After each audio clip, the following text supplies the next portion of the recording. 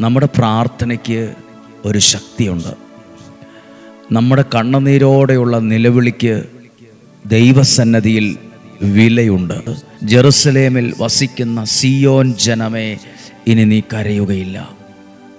ഈ നിമിഷം വരെയും തോരാത്ത കണ്ണുനീരുമായി കഴിഞ്ഞവരുണ്ട്, വേദനയോടെ, പ്രയാസത്തിൽ, പ്രതിസന്ധിയിൽ. പക്ഷെ ദൈവം നിങ്ങളുടെ അവസ്ഥയെ നോക്കി, കുടുംബത്തെ നോക്കി, ആ ഒരു സിറ്റുവേഷനെ നോക്കിയിട്ട് പറയുവാണ്, ഇനിമേൽ നീ കരയുകയില്ല.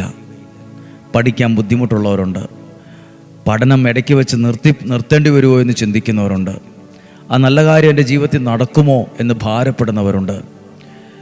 നിങ്ങളെ നോക്കിയിട്ട് സ്വർഗത്തിലെ ദൈവം വ്യക്തിപരമായി സംസാരിക്കുവാണ്. എന്നോട്, നിങ്ങളോട് സ്വർഗത്തിലെ ദൈവം സംസാരിക്കുവാണ്. ജെറുസലേമിൽ വസിക്കുന്ന സിയോൻ ജനമേ, ഇനിമേൽ നീ കരയുകയില്ല. കാരണം നിന്റെ വിലാപസ്വരം കേട്ടിട്ടുണ്ട്.